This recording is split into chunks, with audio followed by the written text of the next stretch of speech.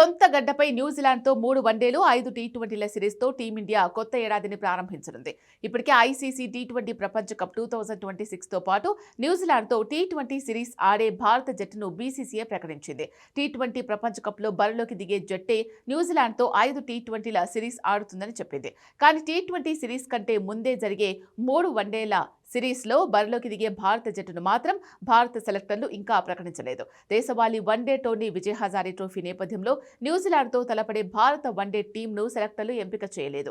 ఈ దేశవాళీ టోర్నీలో ఆటగాళ్ల సత్తాను పరీక్షించి ఈ సిరీస్కు ఎంపిక చేయనుంది. టీ20 ప్రపంచ కప్ 2026 నేపథ్యంలో ఈ మెగా టోర్నీకి ఎంపికైన ఆటగాళ్లు న్యూజిలాండ్తో వన్డే సిరీస్కు దూరంగా ఉండనున్నారు. దాంతో కొత్త ఆటగాళ్లకు అవకాశం దక్కనుంది. జనవరి 11, 14, 18 తేదీల్లో వడోదర, రాజ్కోట్ ఇండోర్ వేదికగా ఈ 3 వన్డేల సిరీస్ జరగనుంది.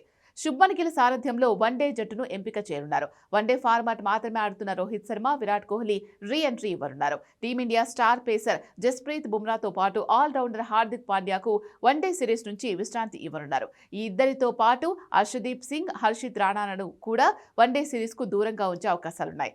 ఆస్ట్రేలియా పర్యటనలో గాయపడి జట్టుకు దూరమైన శ్రేయాస్ అయ్యర్ పూర్తిగా కోలుకొని ప్రాక్టీస్ కూడా మొదలుపెట్టాడు. ఈ టోర్నీలో రాణించడంపైనే అతను భారత జట్టులోకి రీ ఎంట్రీ ఇచ్చే అవకాశాలున్నాయి. విజయ్ హజారేలో అతను ఫిట్నెస్ నిరూపించుకొని సత్తా చాటితే వైస్ కెప్టెన్గా రీ ఎంట్రీ ఇవ్వడం ఖాయం. పొత్తికడుపు కండరాల గాయంతో బాధపడుతున్న యశస్వి జైస్వాల్ పూర్తిగా కోలుకుంటే ఈ టోర్నీలో ఆడనున్నాడు. సౌత్ ఆఫ్రికాతో వన్డే సిరీస్లో సత్తా చాటిన రుతురాజ్ గైక్వాడ్కు కూడా అవకాశం దక్కనుంది.